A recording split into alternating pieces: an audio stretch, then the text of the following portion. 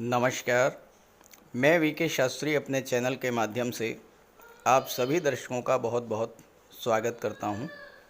दैत्यों के सेनापति राहु 30 अक्टूबर 2023 को मंगल की राशि मेष राशि को छोड़कर देवगुरु की राशि मीन राशि में गोचर करने जा रहे हैं। राहु 12 अप्रैल 2022 से मेष राशि में ही गोचर कर रहे हैं। पिछले 15 माह से राहु का गोचर मेष राशि में ही है। मेष राशि अग्नि तत्व राशि है और राहु वायु तत्वीय ग्रह हैं। अग्नि और वायु के संयोग से आग भड़क जाती है। जब आग भड़कती है तो सब कुछ जलकर राख हो जाता है। मेष राशि के स्वामी हैं मंगल। मंगल राहु का संबंध बनने से आकस्मिक दुर्घटनाएं, चोट चपेट, आग से जलना, इलेक्ट्रिक शॉक लगना, लड़ाई झगड़ा और बड़े पैमाने पर देखें तो युद्ध की संभावनाएं बनती हैं। सबसे बड़ी बात, मंगल राहु का संबंध हमारे सुखों को जलाकर राख करने वाला होता है और यही हो रहा है आपके साथ पिछले 15 माह से। चूँकि ये राशि परिवर्तन 3 माह के बाद होने जा रहा है और राहु किसी भी एक राशि में 18 माह तक गोचर करते हैं, तो ज्योतिष शास्त्र का कहना है कि जो ग्रह लंबे समय तक एक ही राशि में गोचर करते हैं वो राशि परिवर्तन से सवा माह पूर्व से ही अपना फल देना शुरू कर देते हैं। इसीलिए ये वीडियो पहले से ही अपलोड कर रहा हूँ। इस वीडियो में यही चर्चा का विषय होगा कि राहु के राशि परिवर्तन करते ही आपको अपनी किन किन परेशानियों से राहत मिलने जा रही है और आपके जीवन में क्या क्या सुखद परिवर्तन देखने को मिलेंगे। लेकिन उससे पहले हम ये समझेंगे कि राहु क्या है, राहु का प्रभाव क्या होता है और कैसे समझेंगे कि राहु हमारे जीवन में अशुभ फल प्रदान कर रहे हैं। तो वृषभ राशि के जातकों के जीवन पर राहु के राशि परिवर्तन का क्या प्रभाव पड़ेगा, इसी का विश्लेषण करेंगे इस वीडियो में। ये विश्लेषण आपकी चंद्र राशि के आधार पर किया जा रहा है और वीडियो के अंत में मैं आपको राहु के उपाय भी बताऊंगा। राहु को ज्योतिष शास्त्र में दैत्यों के सेनापति की संज्ञा दी गई है और हमारे जीवन की 60 to 70% समस्याओं का कारण राहु ही होते हैं। लेकिन आज के समय में राहु ही हमें वो सब कुछ दे सकते हैं जो हम पाना चाहते हैं, क्योंकि कलयुग के किंग हैं राहु। राहु एक ऐसा ग्रह है जो अचानक से विपरीत दिशा से एक्टिवेट होकर कार्य करने लगता है। आपका कोई काम काफ़ी दिनों से नहीं हो पा रहा था, अचानक से राहु की अंतर्दशा या प्रत्यंतर दशा शुरू हुई, आपका वो काम एकदम से पूरा हो गया। राहु के भीतर अतीन्द्रिय शक्ति है और उसमें हर तरह के षड्यंत्र को समझने की क्षमता है, उससे निपटने की भी क्षमता है राहु में। राहु विदेश के भी कारक हैं और इसलिए जिनकी कुंडली में राहु अच्छा होता है वो विदेश जाते हैं, विदेश में बहुत अच्छा धन अर्जित करते हैं। आज की डेट में राहु, केतु, शनि और मंगल जिन्हें पाप ग्रह की संज्ञा दी गई है वही हमें जीवन में ऊपर उठाते हैं, धन वैभव देते हैं, मान सम्मान देते हैं और हर तरह का सुख भी देते हैं। इसलिए जब भी मनुष्य के जीवन में राहु की महादशा या अंतर्दशा शुरू हो उस समय व्यक्ति को विशेष सावधानी बरतनी चाहिए। राहु का निरंतर उपाय करते रहना चाहिए ताकि राहु के शुभ फल प्राप्त हो सके। लेकिन यही राहु अगर कुंडली में अशुभ हुए तो तरह तरह के कष्ट देते हैं, बनते बनते काम बिगड़ जाते हैं। तो कैसे पहचाने कि कुंडली में राहु हमें अशुभ फल प्रदान कर रहे हैं, क्योंकि हर व्यक्ति तो ज्योतिष का ज्ञाता होता नहीं है। तो कैसे पता लगेगा कि राहु हमारी कुंडली में हमें अशुभ फल दे रहे हैं। देखिए, कुछ लक्षण मैं आपको बता रहा हूँ। अगर राहु खराब हो तो सबसे पहले तो हमारी मानसिकता को खराब कर देते हैं। मन में लगातार नेगेटिव फीलिंग्स आती हैं। एक अनजाना सा भय हमेशा बना रहता है। राहु हमारी सोच को नेगेटिव कर देते हैं। हमें ये लगता है कि हम जीवन में कुछ कर ही नहीं सकते। मन में भ्रम की स्थिति पैदा होती है और हम रस्सी को भी सांप समझकर उससे डरते रहते हैं। अगर आपके साथ लगातार चीटिंग हो रही हो, लगातार धोखा मिल रहा हो, सरकार से जुड़े कार्यों में लगातार असफलता मिल रही हो, किसी भी काम में मन ना लग रहा हो, अचानक से अशुभ घटनाएं आपके जीवन में घटित होने लगें, तो आप ये समझ जाइए कि राहु आपके जीवन में खराब फल दे रहे हैं और तुरंत राहु का उपाय कीजिए। इसके अलावा राहु खराब हो तो घर में कबाड़ जमा होने लगता है, खास करके इलेक्ट्रिक आइटम्स का कबाड़। राहु पारिवारिक जीवन को खराब कर देते हैं, पति पत्नी के संबंध खराब कर देते हैं, आपस में भ्रम और गलतफहमी की स्थिति भी बना देते हैं। राहु शुभ कब होता है, अब ये भी समझ लें। जब कुंडली में केंद्र के भाव या त्रिकोण के भाव में गोचर करें और अकेले गोचर करें। केंद्र के भाव 1, 4, 7, दसम भाव को विष्णु स्थान कहा जाता है, पंचम और नवम भाव को लक्ष्मी स्थान कहा जाता है। और अगर राहु इन भाव में अकेला ही गोचर करे तो राहु अपनी महादशा, अंतर्दशा या प्रत्यंतर दशा के दौरान अत्यंत शुभ फल प्रदान करेंगे और आपको रंक से राजा भी बना देंगे।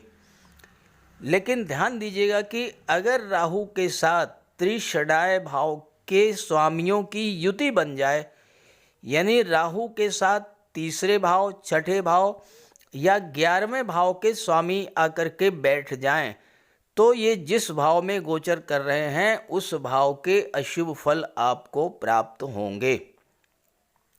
लेकिन ध्यान दीजिएगा, कुंडली का दशम भाव इसका अपवाद है। दशम भाव में राहु हो और उनके साथ त्रिषडाय भाव के स्वामी भी बैठे हों, तब भी राहु शुभ फल ही देगा।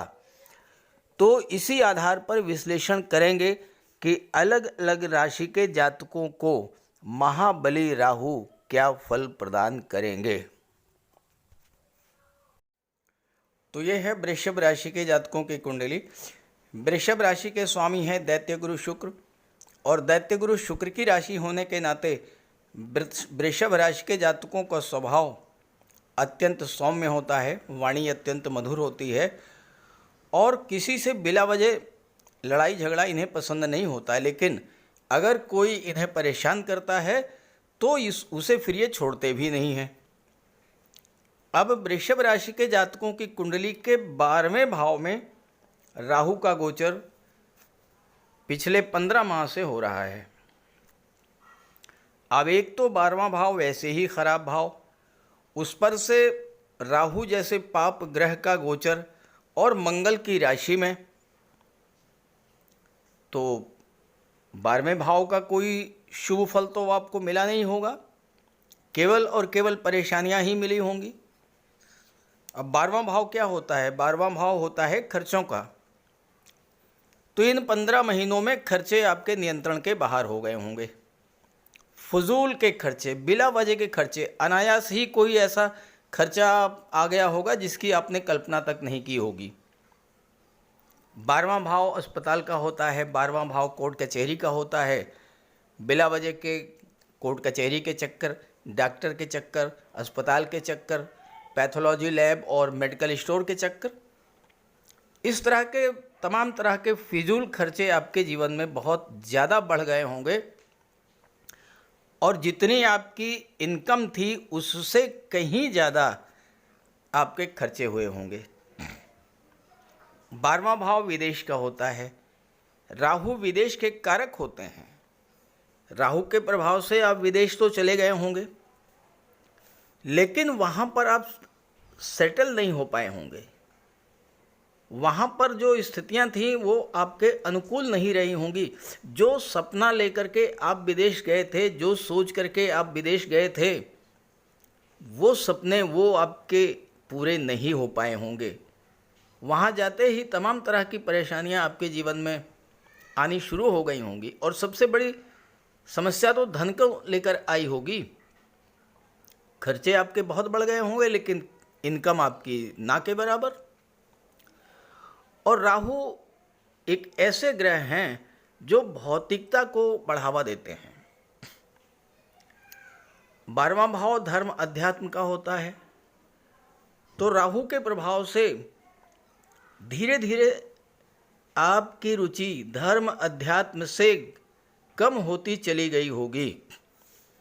दरअसल आप इतना परेशान हो गए होंगे इन 15 महीनों में कि ईश्वर से आस्था ही आपकी समाप्त हो गई होगी, और ये सब राहु के प्रभाव से हुआ।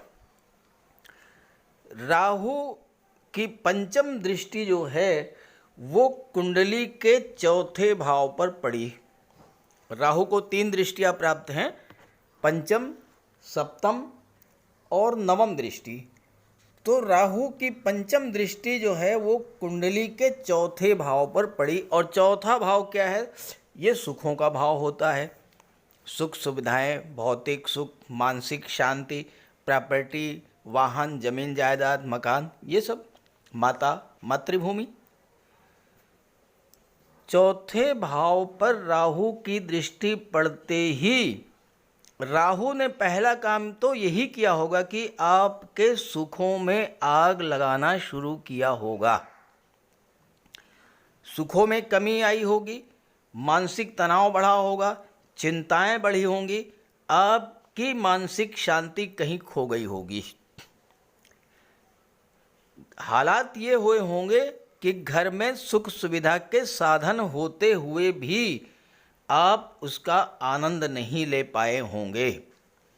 प्रॉपर्टी को लेकर किसी न किसी तरह का कोई विवाद उठ खड़ा हुआ होगा। भूमि, भवन, वाहन खरीदने की इच्छा थी, नहीं खरीद पाए होंगे, और अगर किसी तरह से खरीद भी लिया होगा तो उसका सुख नहीं ले पाए होंगे। हो सकता है किसी कारण से आपको अपनी मातृभूमि से दूर जाना पड़ा हो, और राहु तो आपको अपनी मातृभूमि से खींच करके ले गए होंगे, क्योंकि 12वें भाव में बैठे हैं जो कि विदेश का होता है। चौथा भाव जनता का होता है। जो लोग राजनीति से जुड़े हुए जातक हैं उनके लिए भी पॉलिटिक्स में ज़्यादा अप डाउन्स देखने को मिले होंगे। जिस मान सम्मान के आप अधिकारी हैं वो आपको नहीं मिला होगा। माता से आपके संबंध या तो खराब हुए होंगे और या फिर माता के स्वास्थ्य में परेशानी आई होगी। राहु की सप्तम दृष्टि कुंडली के छठे भाव पर पड़ी। छठा भाव होता है रोग, ऋण, शत्रु, विघ्न, बाधाएं, रुकावट, नौकरी, कंपटीशन, सर्विस सेक्टर, ननिहाल पक्ष, ये सब छठे भाव से देखा जाता है। छठा भाव जो है वो नौकरी का होता है। पिछले 15 माह में आपने नौकरी के लिए बहुत प्रयास किया होगा, लेकिन आपको सफलता नहीं मिली होगी। और चूंकि राहु की दृष्टि अष्टम पर पड़ी, अष्टम भाव परिवर्तन का होता है, और छठे भाव पर भी दृष्टि पड़ रही है, अष्टम पर भी दृष्टि पड़ रही है, तो हो सकता है कि ओवर कॉन्फिडेंस के चलते आपने लगी लगाई नौकरी भी छोड़ दी हो, ये सोच करके कि जो नई नौकरी मिलने जा रही है वो पहले से बेहतर है, वहाँ पर कार्य करने का माहौल अच्छा है, वहाँ के हालात ज़्यादा बेहतर हैं। लेकिन जब आपने ज्वाइन किया होगा तो आपको ये पता लगा होगा कि हालात तो पहले से भी ख़राब हैं। जो लोग ऑलरेडी नौकरी में हैं उनको नौकरी से लाभ नहीं मिला होगा, प्रमोशन ड्यू था, आपके सहकर्मियों ने ही आपकी लेग पुलिंग की होगी, आपका प्रमोशन नहीं हो पाया होगा। हो सकता है अचानक से ऐसी जगह पर आपका ट्रांसफ़र हो गया हो जहां आप जाना नहीं चाहते थे। कैरियर स्टेबिलिटीज़ डिस्टर्ब हुई होगी। अष्टम पर दृष्टि है तो परिवर्तन का प्रबल योग बना होगा। बार बार नौकरी मिली होगी, छूट भी गई होगी। इस तरह के कार्य किए होंगे राहु ने पिछले 15 माह में। छठा भाव रोग स्थान का होता है। राहु के नेगेटिव प्रभाव के कारण आप निरंतर किसी न किसी रोग से ग्रस्त रहे होंगे। हो सकता है कोई क्रॉनिक डिजीज आपको लग गया हो। छठा भाव कर्ज का होता है और जैसा मैंने बताया कि जब आपके खर्चे लिमिट से ज़्यादा हो जाएंगे तो कर्ज तो आपको लेना ही पड़ेगा, और पहले से अगर कोई कर्ज था तो उतरना तो बहुत दूर की बात है, वो बढ़ता चला गया होगा। और आपने अगर किसी को पैसा उधार दे दिया है तो पैसा मिला ही नहीं होगा। और कैरियर स्टेबल ना होने के कारण आपको कर्ज भी लेना पड़ा होगा। आप बैंक से होम लोन, व्हीकल लोन या व्यापार व्यवसाय को बढ़ाने के लिए लोन लेना चाहते थे तो वो भी नहीं मिल पाया होगा, या मिला भी होगा तो बहुत ज़्यादा संघर्ष करने के बाद। क्योंकि राहु की दृष्टि अष्टम पर भी है और अष्टम भाव जो है संघर्ष का, रुकावट का, परेशानी का, दिक्कतों का होता है। छठा भाव कंपटीशंस का होता है। जो लोग कंपटीशंस की तैयारी कर रहे थे उन्हें भी बार बार असफलता मिली होगी। कोर्ट कचहरी, लड़ाई झगड़े, विवाद, आप इन सब मामलों में भी बिला वजह उलझे होंगे। और राहु की दृष्टि कुंडली के अष्टम भाव पर पड़ी। अब अष्टम भाव तो वैसे ही खराब भाव माना जाता है। अष्टम भाव आकस्मिक घटनाओं का, दुर्घटनाओं का, पीड़ाओं का, कष्टों का होता है। तो राहु ने आपके कष्टों को, परेशानियों को और भी बढ़ा दिया होगा। हो सकता है कोई चोट चपेट, एक्सीडेंट की घटना आपके साथ घटित हुई हो। ये भी हो सकता है कि आपका कोई ऑपरेशन हुआ हो, कोई सर्जरी हुई हो। पैतृक संपत्ति को लेकर कोई विवाद बना होगा। आपका पैसा जो आपको मिलना चाहिए था वो नहीं मिल पाया होगा। गवर्नमेंट के पास पैसा आपका फंस गया होगा। किसी को आपने लोन दिया, वो पैसा आपको नहीं मिला होगा। इंश्योरेंस के क्षेत्र से आपका पैसा था, वो नहीं मिला होगा। और ग्रेच्युटी, फंड, बीमा, इन सब का पैसा या तो आपको मिला नहीं होगा, अगर मिला भी होगा तो बहुत अधिक संघर्ष के बाद मिला होगा। अब अष्टम भाव बाधाओं और रुकावटों का होता है तो कार्य क्षेत्र में तरह तरह की बाधाएं आई होंगी। राहु के कारण आपके मन में अनजाना भय, तनाव, डिप्रेशन की स्थिति बनी होगी और हो सकता है कि आप डर के मारे कोई काम शुरू ही न कर पाए हों। तो ये थी वो स्थितियां जो आप पिछले 15 माह से झेल रहे हैं। लेकिन 30 अक्टूबर को राहु राशि परिवर्तन कर लेंगे। राशि परिवर्तन करके मीन राशि में आ जाएंगे, कुंडली के लाभ के भाव में। तो 11वां भाव जो है राहु के, 12वां भाव जो है राहु के प्रभाव से मुक्त हो जाएगा। और न केवल 12वां भाव बल्कि चौथा भाव, छठा भाव और 8वां भाव भी राहु के प्रभाव से मुक्त होगा। जैसे ही 30 अक्टूबर को राहु राशि परिवर्तन करेंगे, जो सबसे पहला काम होगा वो ये होगा कि आपके जो अनावश्यक खर्चे थे उनमें कटौती होनी शुरू हो जाएगी। फालतू के खर्चे बंद होने लगेंगे और आपकी इनकम बढ़ना शुरू हो जाएगी। आप विदेश में थे, वहाँ पर सेटल नहीं हो पा रहे थे, अब विदेश में सेटल होने का योग बनेगा और साथ ही साथ विदेश से आपको लाभ होना शुरू हो जाएगा। कोर्ट कचहरी, अस्पताल के चक्कर से भी आपको मुक्ति मिलेगी। और इन 15 महीनों ने राहु ने आपको इतना परेशान कर दिया होगा कि आपकी रुचि स्वतः धर्म, अध्यात्म की ओर बढ़ने लगी होगी।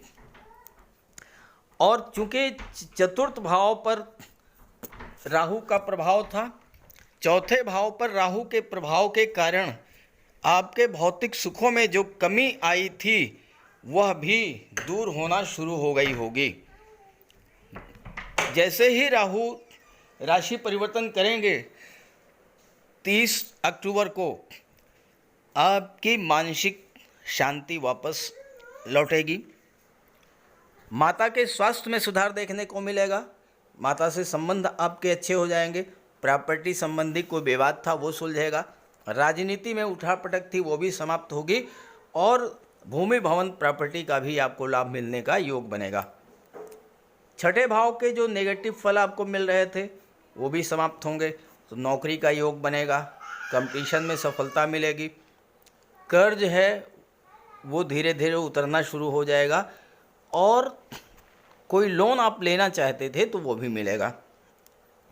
और अष्टम भाव के नेगेटिव प्रभाव से भी आपको मुक्ति मिलेगी। आपका कोई पैसा अगर कहीं फंसा हुआ था, रुका हुआ था, वो पैसा आपको मिलने लगेगा। तो ये तो मैंने चर्चा की 30 अक्टूबर को राहु के राशि परिवर्तन करते ही क्या क्या सकारात्मक परिवर्तन आपके जीवन में आने वाले हैं। हालांकि एकदम से कोई परिवर्तन नहीं होगा, समय तो लगेगा, लेकिन बदलाव आएगा। अब राहु के मीन राशि में गोचर का क्या प्रभाव अगले 18 माह में होगा, इस पर इस वीडियो में चर्चा नहीं की जा सकती है क्योंकि वीडियो बहुत बड़ा हो जाएगा। इस बिंदु पर अगर आप जानना चाहते हैं तो कमेंट कीजिएगा, अगले वीडियो में इन बातों पर चर्चा करेंगे। अब चर्चा करते हैं राहु के उपायों पर। राहु का कोई अशुभ प्रभाव आप पर न पड़े इसलिए राहु का उपाय जरूर करें। राहु का सबसे बढ़िया उपाय है मोर पंख। देखिए, राहु को सर्प का स्वरूप माना गया है और मोर सर्प को खा जाता है, तो जहाँ पर मोर पंख रहता है वहाँ पर राहु का प्रवेश नहीं होता है। अपने घर के मेन डोर पर, बेडरूम में, ड्राइंग रूम में, स्टडी रूम में एक एक मोर पंख लगा दें। एक मोर पंख अपने तकिए के नीचे रखें। जहाँ पर आप कार्य करते हैं ऑफिस में, वहाँ भी मोर पंख आप रखें और अपने बैग में एक मोर पंख ज़रूर रखें और एक सुरमे की डिबिया, ये दो चीज़ें अपने बैग में हमेशा रखें और एक छोटी सी चांदी की गोली अपनी जेब में रखें। इससे राहु और बुध दोनों का उपाय हो जाता है। काले कुत्ते को भोजन दें, काली गाय की सेवा करें, इससे राहु, केतु और शनि तीनों ही प्रसन्न होते हैं। कुष्ठ आश्रम में जाकर के या दिव्यांगों को भोजन का दान दें और एक नारियल शनिवार के दिन अंधेरा होने पर अपने सिर के एंटी क्लॉकवाइज 7 बार घुमा करके नदी में बहा दें। दुर्गा माता का आशीर्वाद प्राप्त करें। दुर्गा चालीसा का पाठ करें। सोमवार के दिन शिवलिंग पर अभिषेक करें। सफ़ेद चंदन का टीका लगाएं और एक सफ़ेद चंदन का टुकड़ा अपने पास रखें। घर में कपूर की धूनी दें। ये छोटे छोटे से उपाय हैं। अगर आप इन उपायों को करते हैं तो निश्चित रूप से राहु के सभी शुभ फल आपको प्राप्त होंगे। तो उपाय ज़रूर कीजिएगा, लाभ मिलेगा। और जब लाभ हो तो कमेंट करके बताइएगा और ये वीडियो अपने साथियों को, अपने मित्रों को भी शेयर कर दीजिएगा। नमस्कार।